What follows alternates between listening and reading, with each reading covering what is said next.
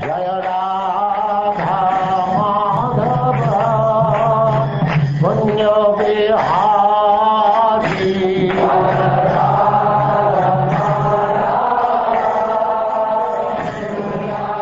And now Chapter 16, Praise of King Prthu by the Professional Reciters.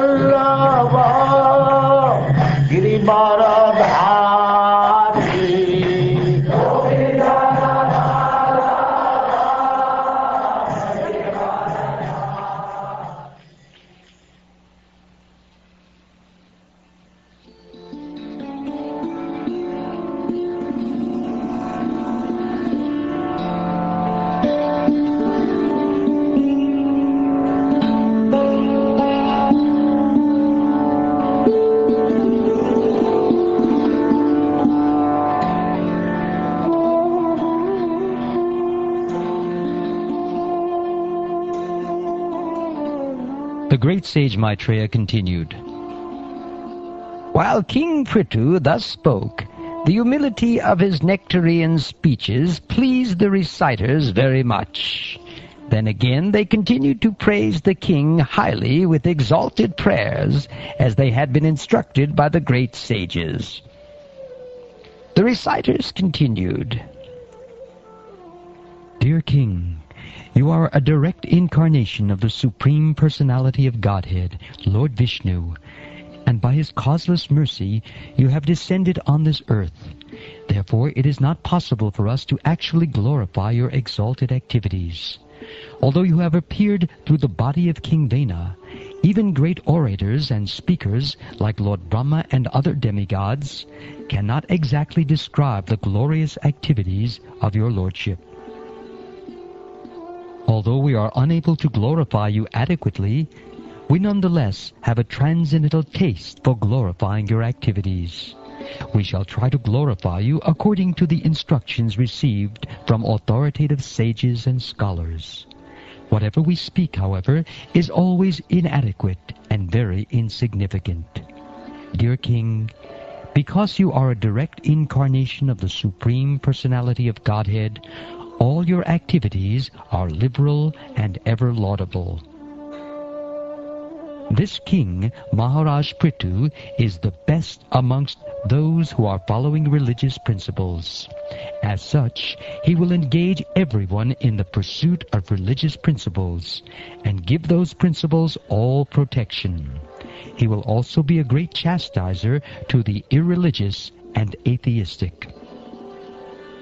The king alone, in his own body, will be able in due course of time to maintain all living entities and keep them in a pleasant condition by manifesting himself as different demigods to perform various departmental activities.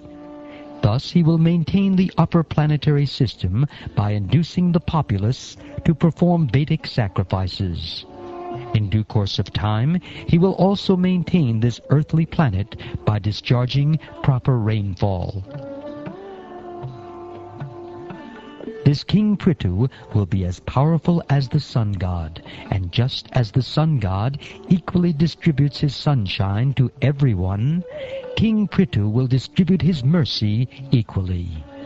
Similarly, just as the sun god evaporates water for 8 months and during the rainy season returns it profusely, this king will also exact taxes from the citizens and return these monies in times of need. This King Prthu will be very, very kind to all citizens. Even though a poor person may trample over the king's head by violating the rules and regulations, the king, out of his causeless mercy, will be forgetful and forgiving. As a protector of the world, he will be as tolerant as the earth itself. When there is no rainfall, and the citizens are in great danger due to the scarcity of water, this royal personality of Godhead will be able to supply rains, exactly like the heavenly king Indra. Thus, he will very easily be able to protect the citizens from drought. This king, Prthu Maharaj, by virtue of his affectionate glances and beautiful moon-like face, which is always smiling with great affection for the citizens, will enhance everyone's peaceful life. No one will be able to understand the policies the king will follow. His activities will also be very confidential, and it will not be possible for anyone to know how he will make every activity successful. His treasury will always remain unknown to everyone. He will be the reservoir of unlimited glories and good qualities, and his position will be maintained and covered just as Varuna, the deity of the seas, is covered all around by water. King Prthu was born of the dead body of King Vena, as fire is produced from Arani wood.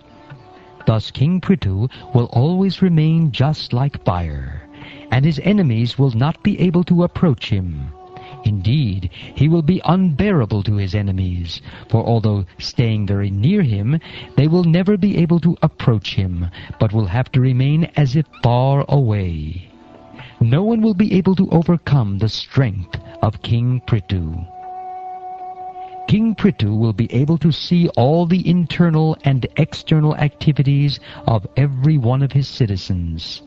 Still, no one will be able to know his system of espionage, and he himself will remain neutral regarding all matters of glorification or vilification paid to him. He will be exactly like air, the life force within the body, which is exhibited internally and externally, but is always neutral to all affairs. Since this king will always remain on the path of piety, he will be neutral to both his son and the son of his enemy. If the son of his enemy is not punishable, he will not punish him. But if his own son is punishable, he will immediately punish him. Just as the sun god expands his shining rays up to the Arctic region without impedance, the influence of King Prthu will cover all tracts of land up to the Arctic region, and will remain undisturbed as long as he lives.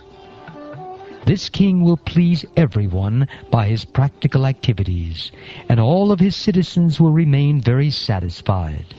Because of this, the citizens will take great satisfaction in accepting him as their ruling king. The king will be firmly determined and always situated in truth. He will be a lover of the Brahminical culture, and will render all service to old men, and give shelter to all surrendered souls. Giving respect to all, he will always be merciful to the poor and innocent. The king will respect all women as if they were his own mother, and he will treat his own wife as the other half of his body. He will be just like an affectionate father to his citizens, and he will treat himself as the most obedient servant of the devotees who always preach the glories of the Lord.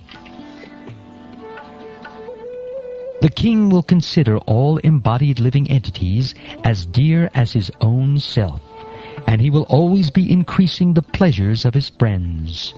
He will intimately associate with liberated persons, and he will be a chastising hand to all impious persons. This king is the master of the three worlds, and he is directly empowered by the Supreme Personality of Godhead. He is without change, and he is an incarnation of the Supreme, known as Shaktyavesha Avatara.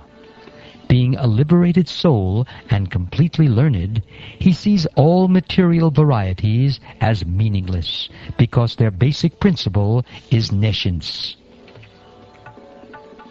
This king, being uniquely powerful and heroic, will have no competitor. He will travel around the globe on his victorious chariot, holding his invincible bow in his hand, and appearing exactly like the sun, which rotates in its own orbit from the south. When the king travels all over the world, other kings, as well as the demigods, will offer him all kinds of presentations. Their queens will also consider him the original king, who carries in his hands the emblems of club and disc, and will sing of his fame, for he will be as reputable as the Supreme Personality of Godhead. This king, the protector of the citizens, is an extraordinary king, and is equal to the Prajapati demigods.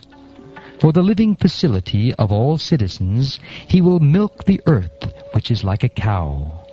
Not only that, but he will level the surface of the earth with the pointed ends of his bow, breaking all the hills exactly as King Indra, the heavenly king, breaks mountains with his powerful thunderbolt. When the lion travels in the forest with its tail turned upward, all menial animals hide themselves. Similarly, when King Prthu will travel over his kingdom and vibrate the string of his bow, which is made of the horns of goats and bulls, and is irresistible in battle, all demoniac rogues and thieves will hide themselves in all directions. At the source of the river Sarasvati, this king will perform 100 sacrifices known as Ajvamedha. In the course of the last sacrifice, the heavenly king Indra will steal the sacrificial horse. This king Prthu will meet Sanat Kumara, one of the 4 Kumaras, in the garden of his palace compound. The king will worship him with devotion, and will be fortunate to receive instructions by which one can enjoy transcendental bliss. In this way, when the chivalrous activities of King Prthu come to be known to the people in general, King Prthu will always hear about himself and his uniquely powerful activities. No one will be able to disobey the orders of Prthu Maharaj. After conquering the world, he will completely eradicate the threefold miseries of the citizens. Then he will be recognized all over the world. At that time, both the Suras and the Asuras will undoubtedly glorify his magnanimous activities.